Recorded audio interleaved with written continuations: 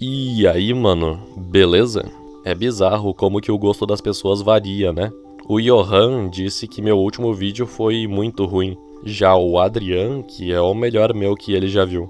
É normal ficar um pouco mal e desmotivado com comentários negativos, mas eu entendo que existem pessoas e pessoas. Se o meu canal serve a X e Y nichos, eu provavelmente não agradarei as pessoas que consomem o nicho Z. Então tudo bem se não curtirem meu conteúdo, porque às vezes o vídeo não é para os que não curtiram. Nenhum vídeo é para todo mundo, mas também nenhum vídeo é para ninguém. O problema real é o que eu devia fazer para crescer. Talvez aumentar a frequência e postar um conteúdo similar por alguns meses funcione, ou não. Teve um período que eu postava toda semana vídeos roteirizados e com uma edição que dava bastante trabalho. Eu postei durante quase um ano nessa frequência, mas mesmo assim o máximo que eu consegui foi 1.800 inscritos, 90% fantasma e umas 80 a 100 visualizações por vídeo. Daí meu canal foi derrubado. Eu me pergunto o que teria acontecido se ele não tivesse caído. Será que eu teria obtido sucesso no YouTube? De qualquer forma, talvez tenha sido melhor ele cair. Afinal, isso gerou um efeito borboleta que fez com que eu conhecesse a minha atual namorada, o que me deixou bastante feliz e realizado nesse sentido, pelo menos até o dia em que eu tô gravando esse vídeo. Mas eu acho que a gente nunca vai saber de verdade se algo que nos aconteceu foi bom ou ruim, porque as consequências de cada ação são enormes no longo prazo e impossíveis de ligar aos acontecimentos que causaram elas. Por exemplo, talvez o fato de alguém tentar se churrascar em 2025 crie um efeito borboleta que a impeça de ser brutalmente atropelada em 2039, e ela nunca vai saber disso. Ou ela pode ganhar na loteria em 2025 e, por conta disso, pegar uma doença incurável em 2031. Talvez devido a uma viagem que ela fez com o prêmio que antes ela não faria. O efeito borboleta é realmente algo fascinante. E outra coisa fascinante é a chamada inspiração, que, pelo que eu noto, tem bastante a ver com tu começar a se engajar com a tarefa, colocar a mão na massa.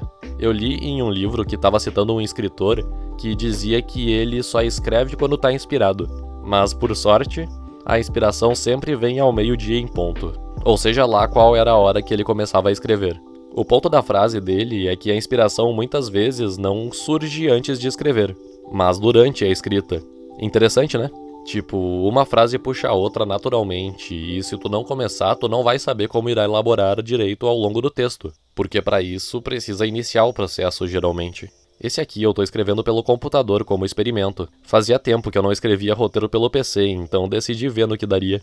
Quando eu escrevo na praia, eu não levo meu celular, até porque ele quebrou dias atrás, com apenas 4 meses de uso. Maldita positivo. Mas por eu não ter distrações, quando termino um parágrafo, não existe a tentação de ir fazer outra coisa devido à inércia, aos segundos de pausa até o início de mais um. Então eu apenas encaro a folha, olho pro mar e relaxo um pouco até a continuação do texto surgir na minha mente. Outro motivo de escrever na praia ou no meio do mato ser algo bem produtivo. Esses momentos que tu não tá fazendo algo que use muito a cabeça são muito importantes pra criatividade. Por isso as tuas melhores ideias costumam vir no banho, caminhando ou pensando à toa durante o transporte. E se não forem respeitados, impedem muitas coisas de surgir. Hoje em dia a gente tenta fugir do tédio a qualquer custo e eu acho que isso nos torna menos criativos. Se eu obedecesse ao instinto de mudar de atividade devido ao curto período de tédio que se instaura ao não escrever nada entre um parágrafo e outro, eu não teria tido a ideia de todo o texto que surgiu em seguida. Atualmente eu tô entendendo melhor isso de que a inspiração se cria com a ação, e que eu preciso respeitar os momentos de tédio para a criatividade surgir. Mas no passado não tanto, e deve ser parte do motivo para eu ter juntado uma boa quantia de roteiros pela metade, que nunca foram lançados. Talvez um dia eu faça um compilado com cada pedacinho deles. Mas agora é 1h34 da madrugada e outra coisa que é bom respeitar é o sono quando vem. Então até amanhã. E voltei, não amanhã, mas 4 dias depois, porque eu acabei interessado em fazer a ideia do último vídeo, que é ranqueando todos os personagens do LoL, mas enfim. Eu tava pensando aqui se esse tipo de vídeo sem um tema definido seriam interessantes de se produzir mais. Afinal, algumas pessoas gostaram e eu também curto escrever e expor os pensamentos que vêm na minha mente. Eu penso tipo, talvez se eu postar frequentemente um tipo de vídeo X, como esse daqui, roteirizado com uma gameplay de fundo, o algoritmo do YouTube consiga puxar mais gente parecida e interessada nesse tipo de vídeo. E aí, isso aliado à frequência faça o meu canal crescer. O que eu penso ter alguma chance de acontecer, afinal existe gente como o Bakagaijin, que creio eu costuma fazer vídeos um pouco nesse estilo, divagando sobre um tema, trocando uma ideia sem tanto compromisso, como se fosse um papo entre amigos. Mas quem sabe seja mais interessante eu pelo menos colocar um tema para o roteiro não virar uma salada de frutas sem pé nem cabeça, como foi com o vídeo de Ano Novo, o que pode melhorar a retenção do vídeo, ou seja, o tempo que as pessoas passam assistindo ele.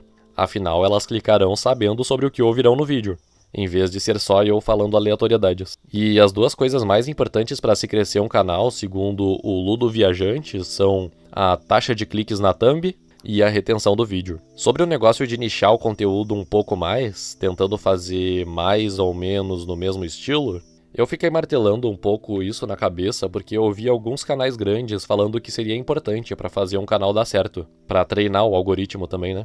Mas eu me recuso a falar só sobre um tema.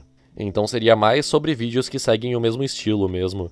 Porque como está escrito há anos na bio desse canal, os vídeos que eu posto refletem meu interesse do momento. E eu não gostaria de mudar isso para crescer, se possível. Outra coisa que eu ouvi falando ser um dos maiores erros dos canais pequenos é o fato deles fazerem vídeos sobre temas desinteressantes. E isso me quebrou bastante, causando uma boa insegurança.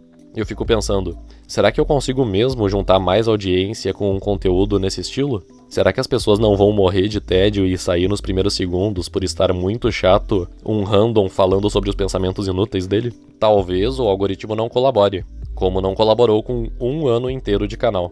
Mesmo eu me esforçando na edição e roteiros, o máximo que consegui no fim do meu último canal foi uma média de umas 100 visualizações por vídeo. Isso porque eu divulguei pra caramba meu canal por aí. Brutal. Mas eu não perdi as esperanças ou motivação, porque ainda há novas coisas do meu interesse para eu testar e ver se funcionam. Como esse formato de vídeo, por exemplo. E eu ficaria muito feliz se desse certo.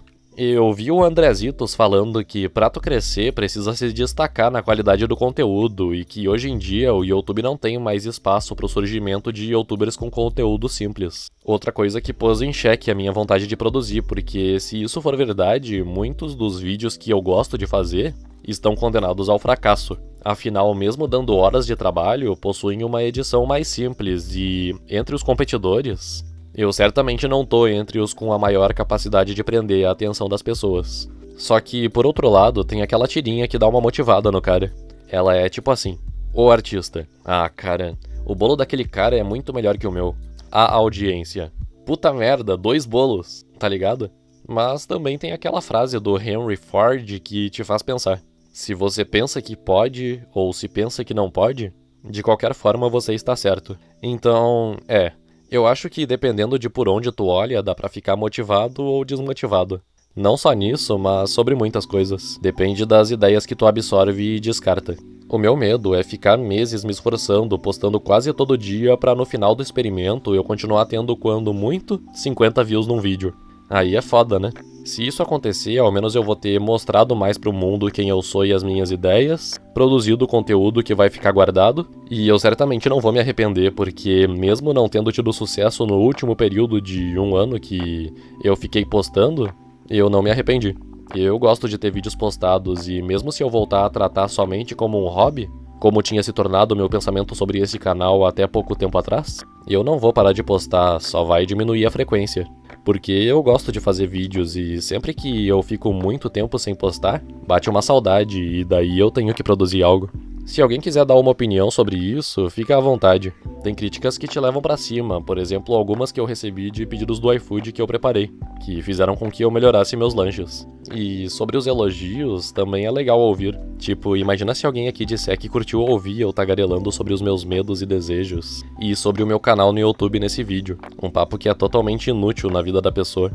Talvez isso seja insegurança e autodepreciação excessivas da minha parte.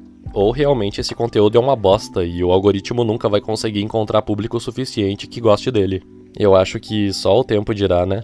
No pior dos casos, eu criei memórias. Um álbum de fotos muito mais rico do que os tradicionais. E isso já me deixaria feliz. Até o próximo vídeo. Provavelmente com um tema definido dessa vez.